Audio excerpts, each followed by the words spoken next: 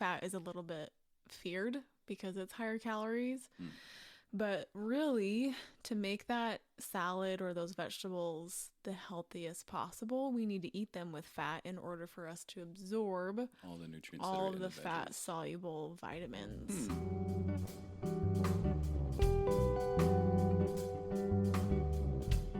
Welcome to the Complete Nutrition Podcast. The podcast where we break free from the dieting cycle and explore sustainable, realistic ways to improve your health. I'm Kylie, a registered dietitian with over 10 years of experience. And I'm Spencer, and I've been eating food my entire life. And I happen to be a nurse. Each week, we dive into the science, psychology, and strategies behind mindful eating and sustainable change. Whether you're here to transform your relationship with food, learn how to make lasting lifestyle changes, or are simply curious about what true health looks like, you're in the right place. We'd invite you to subscribe and tag along if you'd like to stop dieting and start living.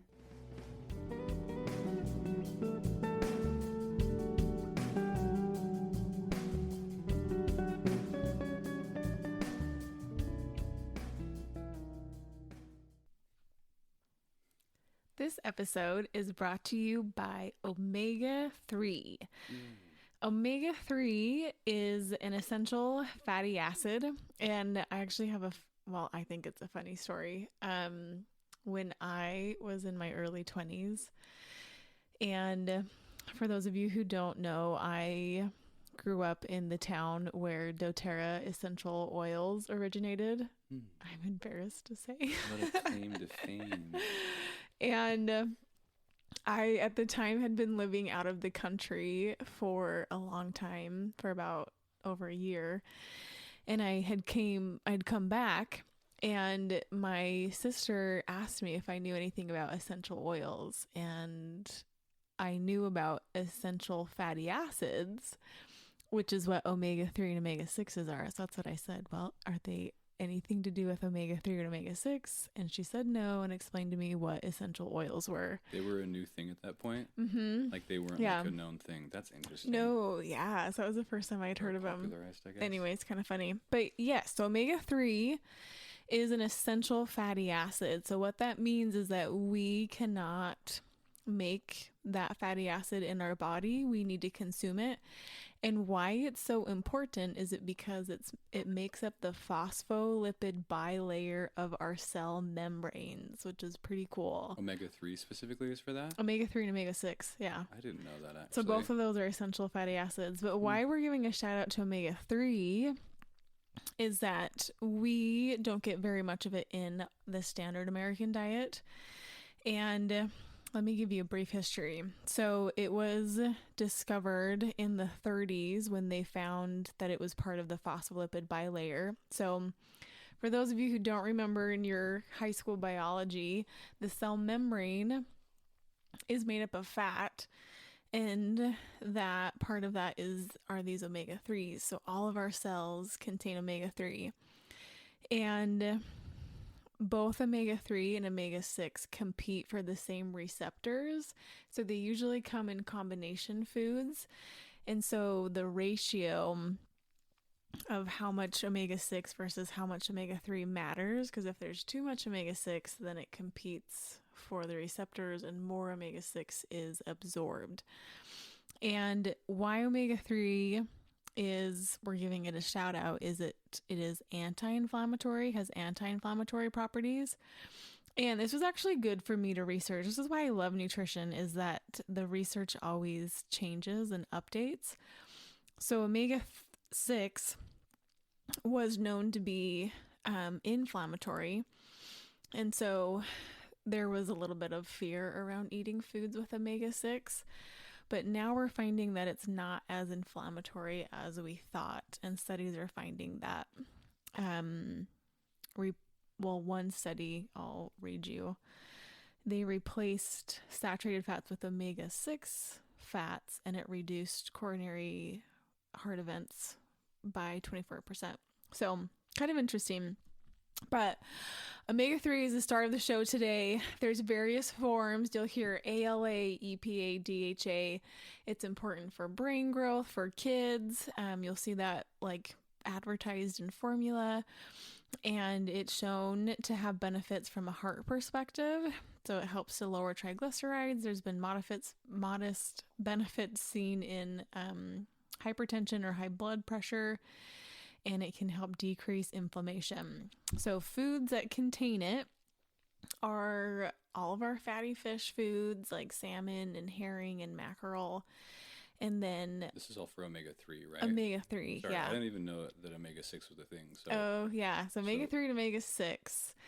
I think that's why people like diss on some like seed oils is because of omega-6. So it was interesting for me to see that it's not as inflammatory as we thought. Anyway, so and people often will ask, is like a fish oil supplement recommended? And I would definitely say I'm a foods first dietitian, because oftentimes the nutrient is more bioavailable or more accessible in the food form. So like we can utilize it better if we eat it in the food form rather than a pill. Than a supplement, right? So recommendation is to get 2 servings of fish in a week, and if that's unrealistic, we live in a landlocked state, and it's expensive.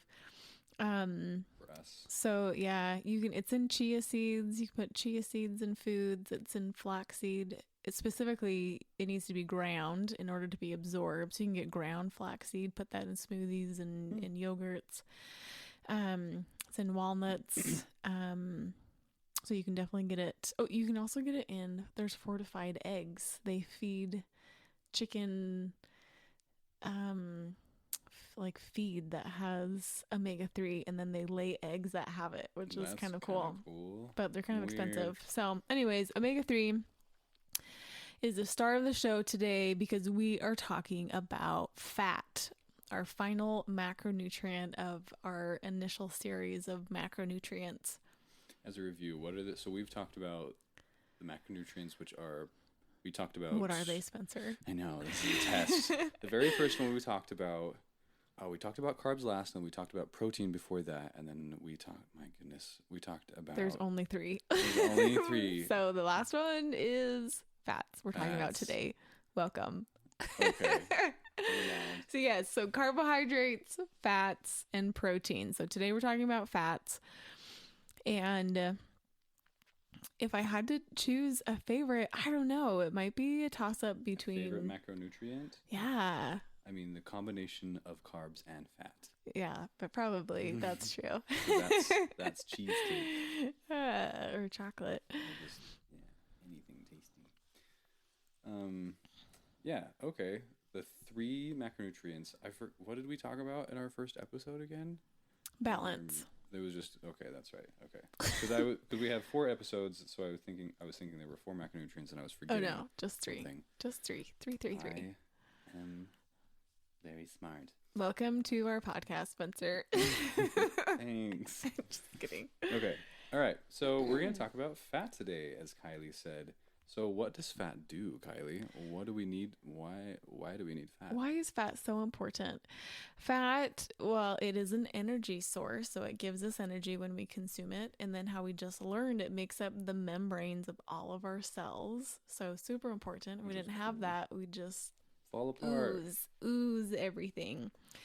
It also it's protective, right? It forms the epithelial layer, like our subcutaneous fat layer of our skin. And then we have a protective fat layer around our middle that protects all of our essential organs. If we didn't have that, anytime someone hugged you, they'd pop your artery or something. Your organs directly? Yeah. It keeps us warm. I have worked with people who are extremely underweight and don't have enough fat. That's when you see it's called lanugo. It's like this layer of soft baby hair to keep them warm. What? They grow extra hair since they don't have the fat? It's like peach fuzz. But yeah, because so they're so cold, they're not warm. And it also forms the precursor of hormones and I think most importantly, it tastes really good. Mm. It keeps us full. It helps with satiation. It also helps with blood sugar stabilization. We talked about that with protein when we pair our carbohydrates, specifically like starches and sugars, with proteins and fats. It helps to digest slower, so it helps prevent post-meal blood sugar spikes. And then it also helps to absorb fat-soluble vitamins, which I think this is such a like a misunderstood thing. I all the time have people tell me I don't ever put dressing on my salad, or I eat my veggies without any sauce Because it has fat in it. because it's fat, and I think fat is a little bit feared because it's higher calories. Mm. But really, to make that salad or those vegetables the healthiest possible, we need to eat them with fat in order for us to absorb All the nutrients that all are of in the veggies. fat soluble vitamins. Yeah. Interesting.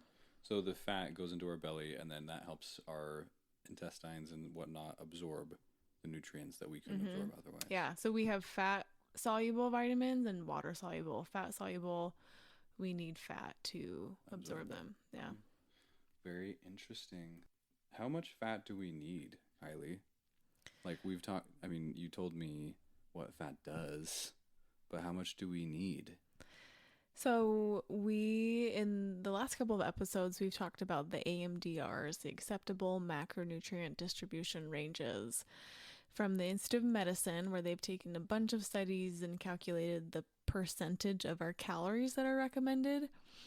And so carbs was 45 to 65%, protein was 10 to 35%, and fat is 20 to 35%, which always shocks me. That is that much fat? Well, that we need more fat than we do protein. I think, again, protein is like put on a pedestal, but we need more fat than we do protein. That's very true. Because I always think whenever I see food and it has like high fat, I mean, I buy 2% milk because I'm worried about having too much fat in my milk. Well, I think we're going to talk about that, right? So there's different types of fat, unsaturated versus saturated. Yeah. And unsaturated is milk unsaturated fat, I'm assuming, since it's not in a solid state when it's in the fridge, I guess. that logic makes sense, but it's wrong.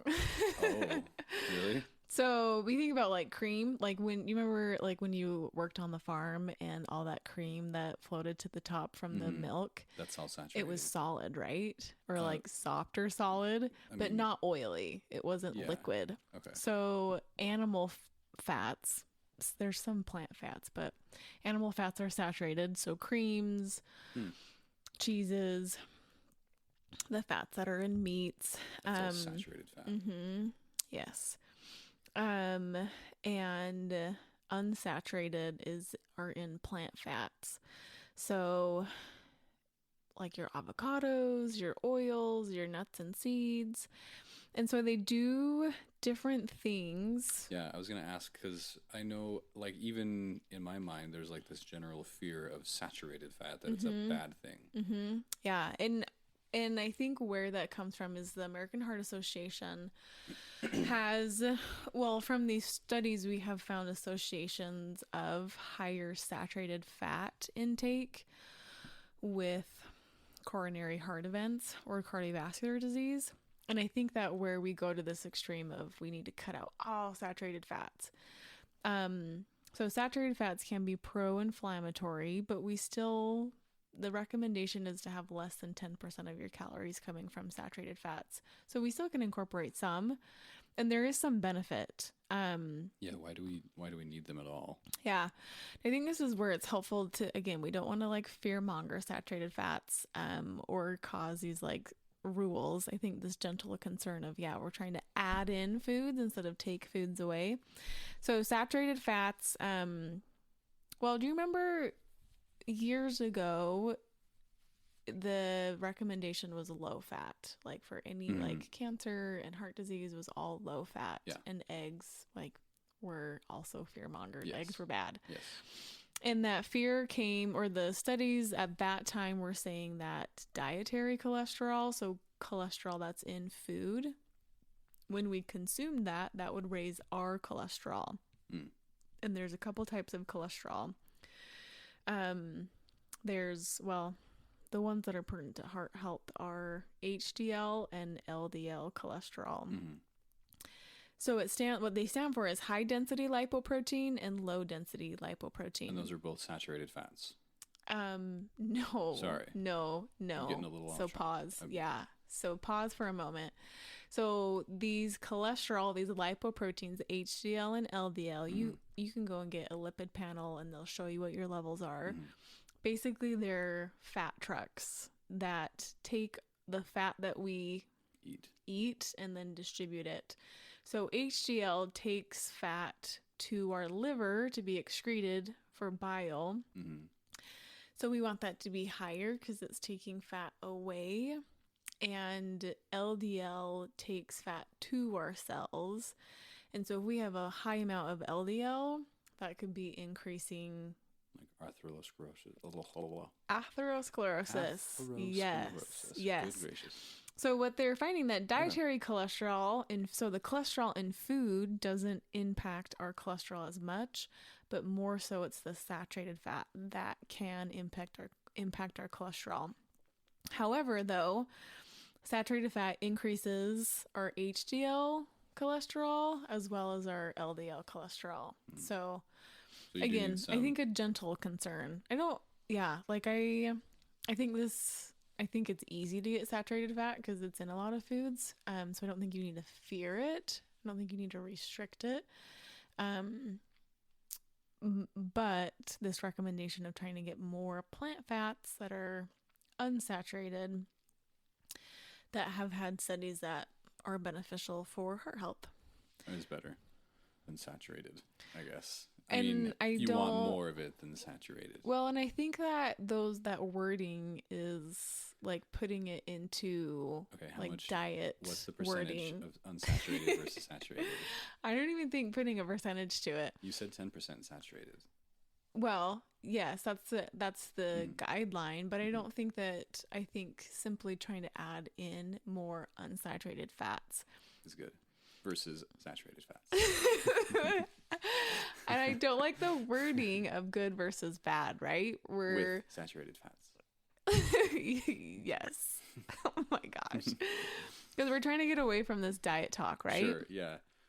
So, but I think this is important. I think doing this podcast with you has actually been interesting because I think it's made manifest maybe like more of your own like biases with food. Yeah. Do you feel like you've been learning more about food? Yeah. And breaking down these biases? I hope so. Oh my gosh.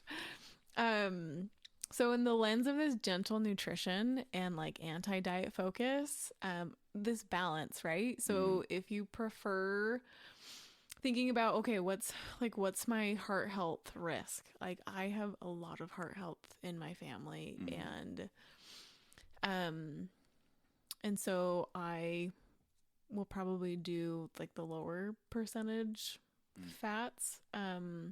But still, I still do like full fat yogurt because it helps me to feel fuller. So finding this balance, but I'm still trying to add in nuts, and we don't do a great job with fish. We could try and do more fish.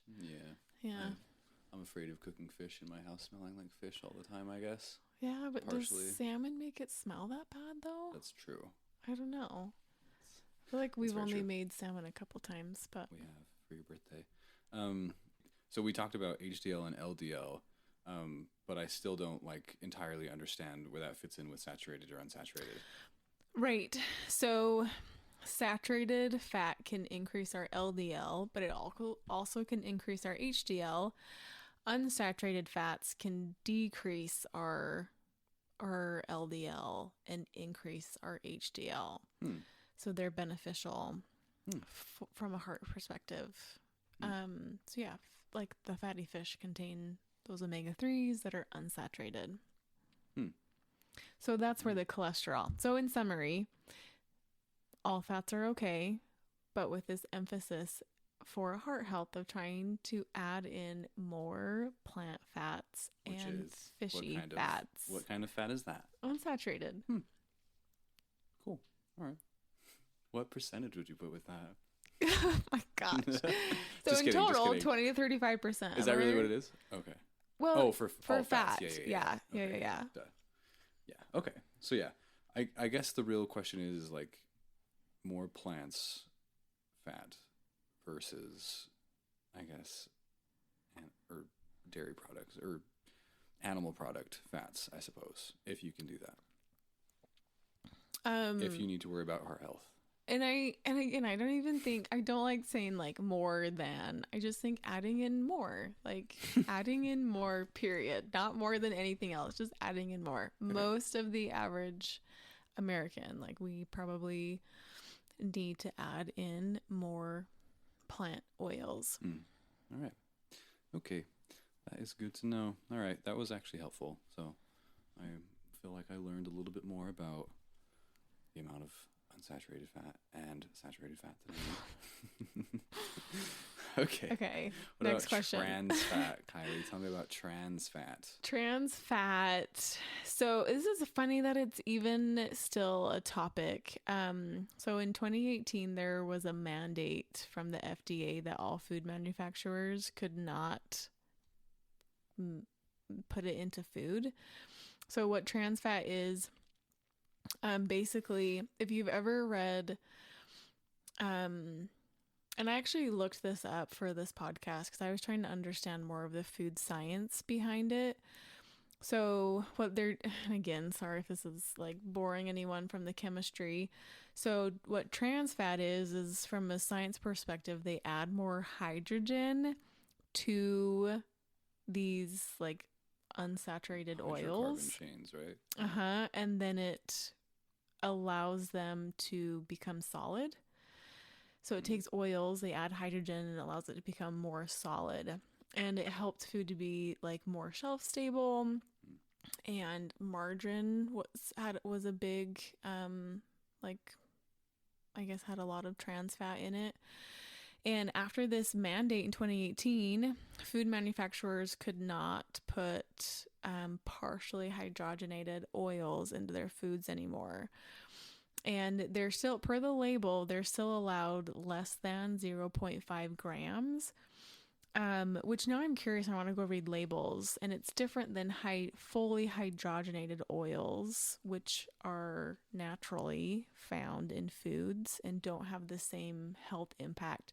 So why trans fats were such like a health scare and why they've taken them out of food. So sorry, trans fats are partially hydrogenated hydrogenated. Fully hydrogenated oils are found naturally and don't have as much of a health impact. Okay, just making sure. Yes. So trans fat is it decreases our HDL, so like our good cholesterol, and then it increases, so it has like a double whammy. Where saturated fat increases our LDL, but also increases HDL, so that's a benefit. Trans fat decreases our HDL and increases our LDL, and there was just a stronger correlation with coronary or heart events. And so it's actually really hard. Well, you can't find it in foods anymore. I used to have specific foods that were my go-tos when I would teach classes, that you could find the partially hydrogenated oils in that like were margarines, but now they don't use them anymore. So kind of interesting. Yeah. So trans fat, if a food like emphasizes or has on its brand that it's trans fat free, it's just a lure and it's not that big of a deal because all foods are right. Yeah. By law now. Yes. Things to know.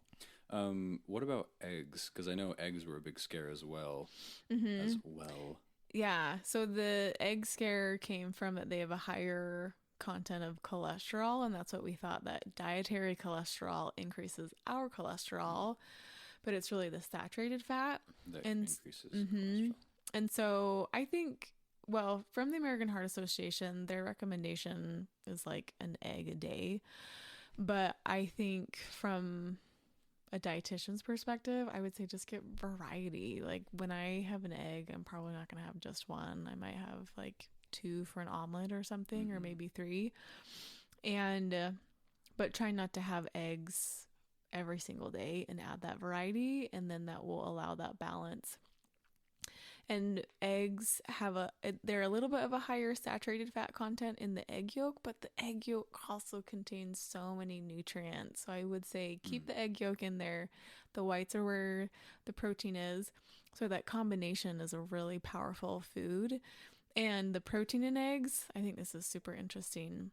They have the highest bioavailability of protein. It's rated out of 1, like 1's the best, and then it's in decimals after that. And eggs have 1. Nice. They're 100%. So we absorb. So Gaston was right. You should eat 12 dozen eggs or whatever he says. And then you can be roughly the size of a barge. The best protein bioavailability. That's, I did not know that. Anyway, so are eggs all that bad? The short answer is no. Balance and diversity. And then, longer it's answer. Like the answer for everything. Yes, is balance. Don't eat eggs every single day, but definitely include them. And I think it's okay to have more than just one in a day. Nice. Okay. Can you explain the cholesterol guidelines because we've been talking about cholesterol a lot. Like, what are the guidelines and what do they mean for our fat intake? Yeah, and maybe what you're asking, I would maybe summarize what the American Heart Association guidelines are, which their recommendations are to limit red meats to twice a week and to try and get fatty fish or seafood twice a week. And then this emphasis on more plant fats, so more nuts and seeds and more avocados. And there's a lot of evidence also supporting the Mediterranean style of eating in terms of health, which emphasizes a lot more olive oil as well. And that would be what kind of fat again? Unsaturated fat? Unsaturated. Which raises your HDL and lowers your LDL. Mm-hmm. Nice. We love unsaturated fat. Yes. We also love saturated. We do. We love them all. We just need a combination of all things. We do in 10% amounts. That is a helpful to say, like, that we need fish. What do you say, twice a week, and red meats twice a week? Like, that's a helpful number because I hear like 10% of this and like 30% of that. That's true. That is and, kind of hard like, to put into application. Yeah. So that's like a solid goal that you can monitor yourself on. So that's very helpful. And that will get you, if you did that, like your fats, I guess, would be balanced.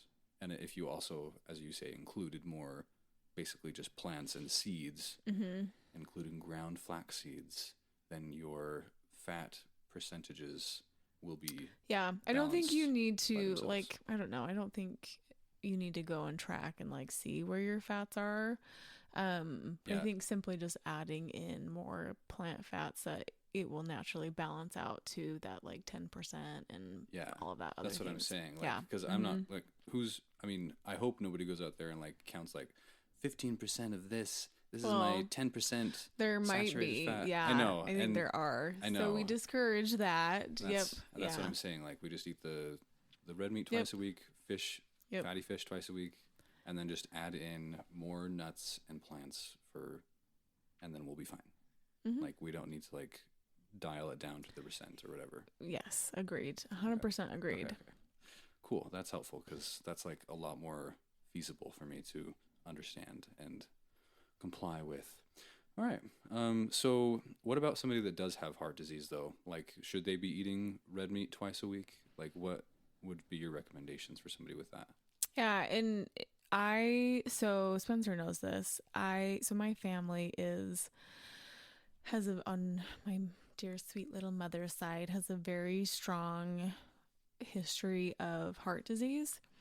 And I am in my mid-30s and my cholesterol I knew it was coming and has started to creep up there.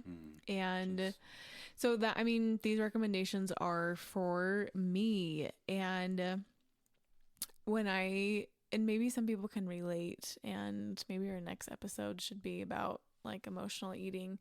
When I was first diagnosed, I like went a little bit crazy of eating all of these foods that I felt like I quote unquote shouldn't be eating. And as I was like dealing with this like emotional realization that, oh my gosh, I have high cholesterol, um and like dealing with this relationship with food, and we can talk more about scarcity versus abundance mindset and how to heal that with a chronic condition.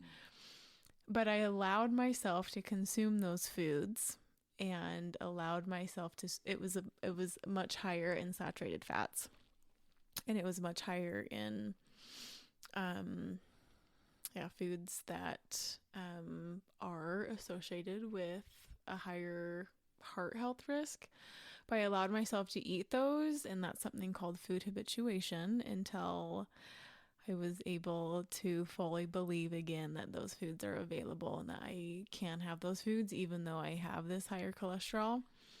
And then falling back, I guess, to answer your question, which maybe this is a little bit repetitive, but instead of focusing on decreasing those types of fats, I am now focusing on trying to increase the amount of fiber. So I'm trying to get more like plant-based meals in. We're not vegan or vegetarian, but we definitely do more like bean and lentil-based meals. And and also because it's expensive, we don't really cook a lot with red meat.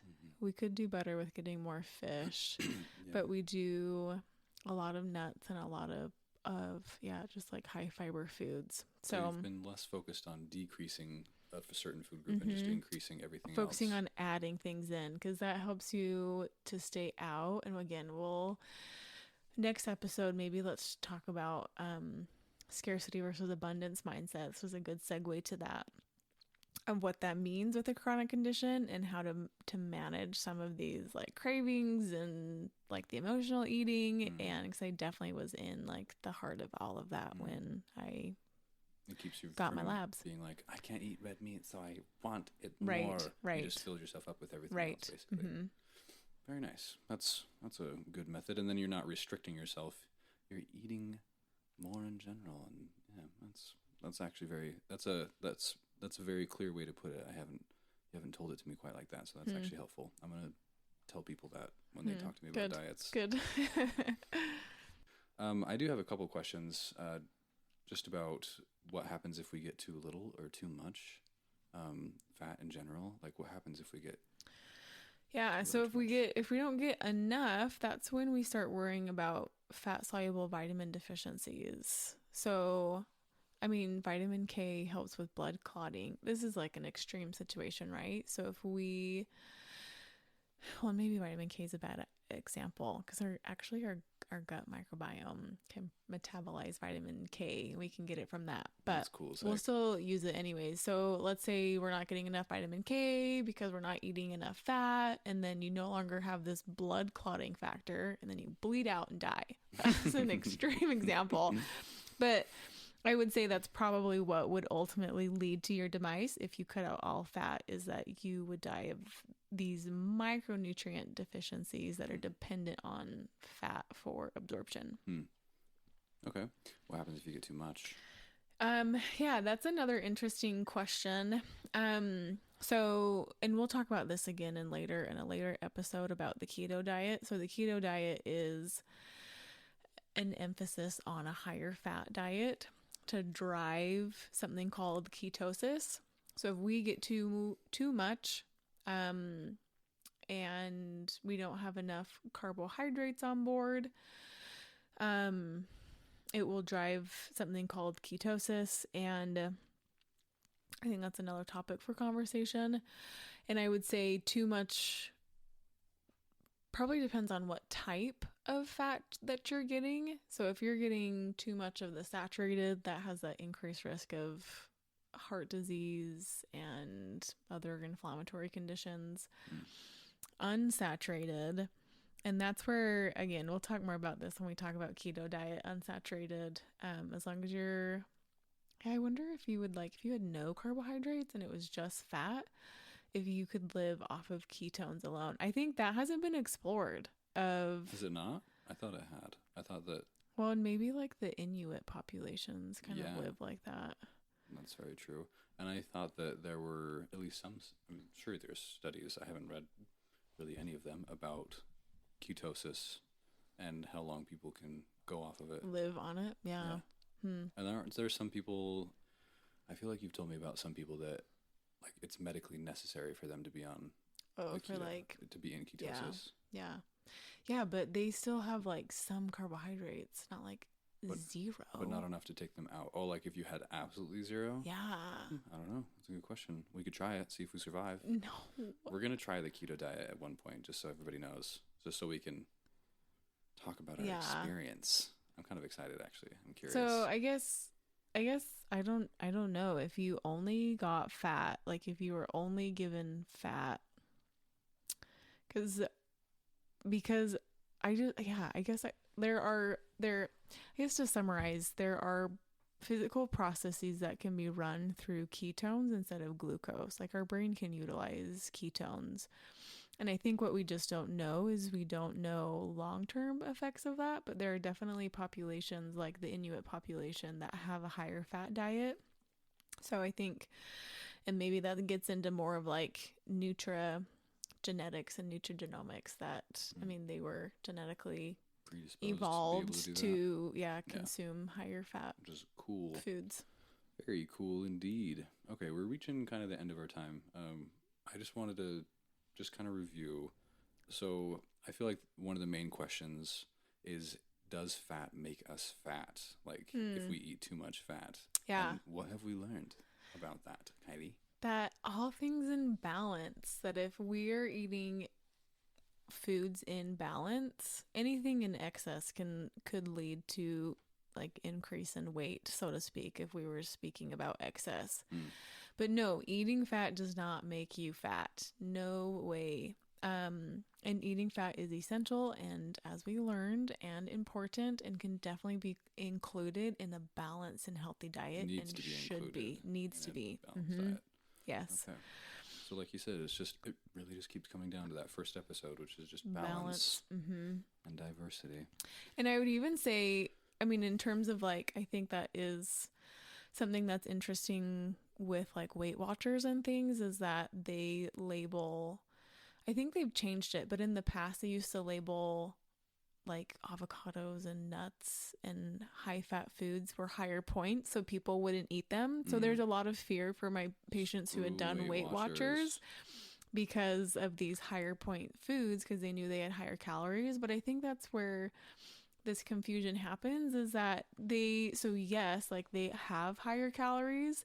There's 9 calories per gram for fats and 4 calories per gram for proteins and also carbs. So there are more calories per gram of fat, but they make you feel full and they make you feel satiated. And if you're not getting enough fat, you will oftentimes eat more because you're not feeling well enough. And it reminds me of a client that I worked with where that was her strategy, is she tried to add more fat in and it helped her to feel more full, and it helped her goal. Again, we're not promoting this, but in the past I worked with weight management and that helped her to reach her goal. So to lose weight, you mean? Yeah. So if that helps to emphasize needing to eat fat, it definitely is helpful and it tastes good. It does taste good. Do we need more reason than that? Yeah, true. Life is too short. Okay. And if you, in summary, as you're thinking about, okay, what are your health goals for this week that you're working on? If you want to pull from this episode, maybe some optional thoughts or goals is maybe focusing on trying to increase plant fats. Where can you increase and where can you add more seeds and nuts? Those are easy additions to smoothies and yogurts and snacks. Olives are a nice side or a snack as well. Avocados are easy to add too. Maybe more guacamole and chips and salsa for a snack or something like that. So experimenting with trying to add in more fats and seeing how that makes you feel, hunger, fullness wise, and satiation, and that's all. Thank you. If you are listening, we imagine that you are probably on your own health journey. Thank you so much for letting us be a part of this journey. We want to invite you to consider these 3 questions as a weekly personal check-in. The first question is that maintaining a positive mindset is crucial for success. So, what are your victories and your wins from the past week? Second question, what are your intentions or focus or goals for this next week? Reminder that the simpler and more realistic, the better. And the last question is, what are you going to do to accomplish this goal? Be specific, and we invite you to write this down somewhere. What specific things will you do to reach this goal of yours? Thank you so much for listening. If you like what you are listening to, we would invite you to subscribe. We'd also invite you to leave a review. If you do, you will be entered into our monthly drawing to win a box of meal deliveries. Take a screenshot of your review and send it to Complete Nutrition, complete with a K, completenutrition@gmail.com. You can also check us out online at www.complete-nutrition.com or on Instagram at complete_nutrition.